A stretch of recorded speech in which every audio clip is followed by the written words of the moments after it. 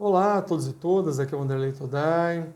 Estou gravando esse vídeo para fazer alguns breves comentários, justamente nessa semana que a gente lançou as inscrições para os grupos de estudos da psicologia de massa do fascismo, do Reich, fazer alguns breves comentários nessa perspectiva reichiana crítica sobre alguns fenômenos da ascensão nazista no contemporâneo. O nazismo, as experiências fascistas, nazistas, como o próprio Reich demonstra, são experiências que se desenvolvem no capitalismo, são experiências da lógica capitalista que vai, na sua produção sistemática de crises, na sua produção de crises sociais, econômicas e de isolamento e crises emocionais, depressivas e sádicas, por exemplo, na sua construção de todos esses elementos, o capitalismo vai criando elementos para a expansão das experiências fascistas, de políticas fascistas, de sentimentos fascistas, de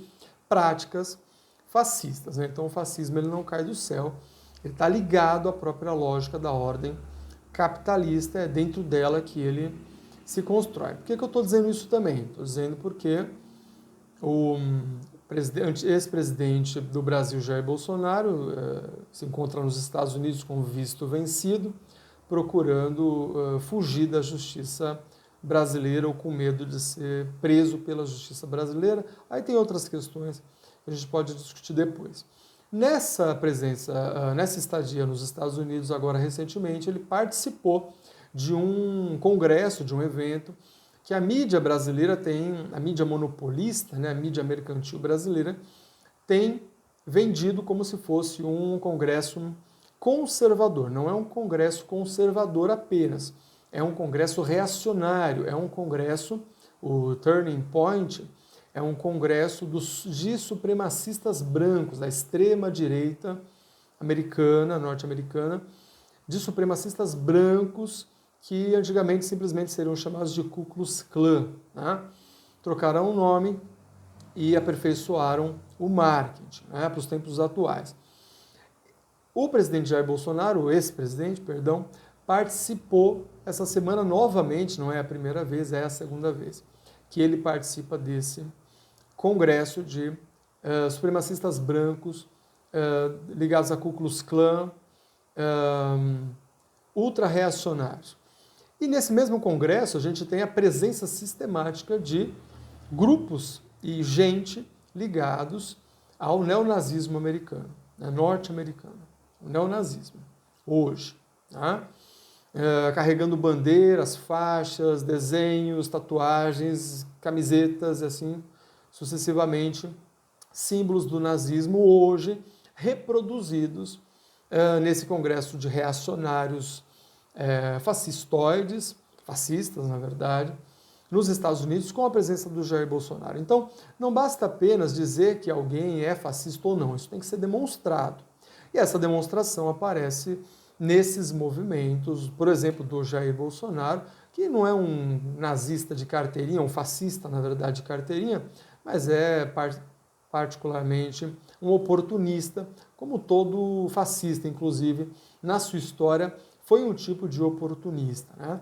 Mas o fato é que há uma ascensão sistemática do neonazismo e das políticas práticas e pensamentos nazistas no mundo, e eles estão ligados à extrema-direita. E de várias formas podem estar ligados a experiências de direita também, que acabam dialogando em vários momentos, de várias formas, com o neonazismo. Onde não tem neonazistas? Não tem neonazistas nos países socialistas. Né? Na China não tem neonazista, na Coreia do Norte não tem neonazista, na Coreia Popular, né, do Norte. Em Cuba não tem neonazista, no Vietnã não tem neonazista. Né? O neonazismo e o nazismo é uma experiência da estrutura do capitalismo, ele tem ascendido sistematicamente nos tempos contemporâneos. No cenário internacional, a gente tem visto muito isso, e o lugar onde isso tem estado mais claro hoje é na Ucrânia. Né? A guerra que a OTAN promoveu com o apoio das elites, das oligarquias ucranianas, que colocaram um presidente lá, um presidente humorista, né? na Ucrânia, o Zelensky, e que jogou o seu país numa guerra de destruição total sem qualquer motivo que não seja os interesses das oligarquias ucranianas e dos Estados Unidos, a Ucrânia é um grande palco hoje de expansão neonazista.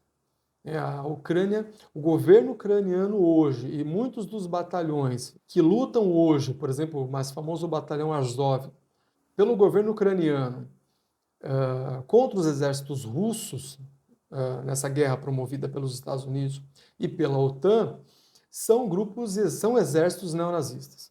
São exércitos que carregam bandeiras, faixas, símbolos, tatuagens neonazistas. Tá? Hoje, bom, a questão é a seguinte, nós estamos pensando como o Reich pensa o fascismo, né? O fascismo e o nazismo.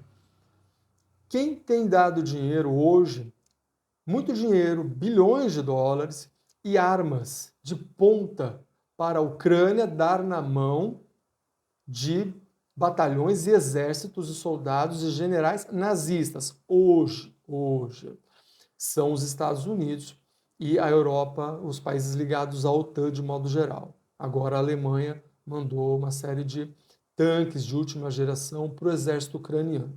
Aonde vão cair essas armas? Essas armas vão cair nas mãos dos nazistas ucranianos. Tá? Então, quem tem posto dinheiro sistematicamente nas mãos de nazistas hoje, na Europa e na Ucrânia, no caso, são os Estados Unidos e os chamados países democráticos da OTAN, né, que compõem a OTAN. Tá? Então, isso só para a gente mostrar como o neonazismo, o nazismo ele é algo contemporâneo, ele é algo ligado à estrutura do capitalismo e como os capitalistas não têm nada contra nazistas, nada. O problema dos nazistas, isso a gente pode olhar na história e conversar sobre isso uma hora, é como os nazistas se articularam contra interesses que eram interesses ingleses e depois norte-americanos. Esse foi o problema dos nazistas na época da Segunda Guerra Mundial.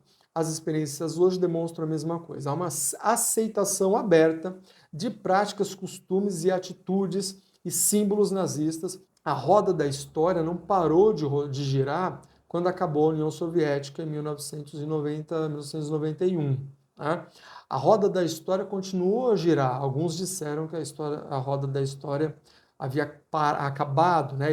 E o capitalismo, como se fosse um sistema puro, simplesmente havia vencido, então a história acabou e agora só existe o capitalismo. Não, o capitalismo continua produzindo as suas crises e com as suas crises ele continua produzindo nazistas e neonazistas. O único problema é que se nós tivermos que enfrentar os nazistas hoje, nós não temos mais o Exército Vermelho comunista que derrotou os nazistas na Segunda Guerra Mundial, sozinho, na frente do Oriente, né? Na frente russa.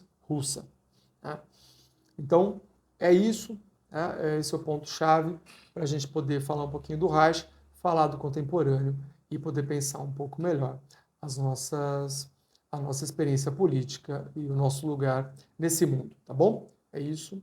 Obrigado, até mais.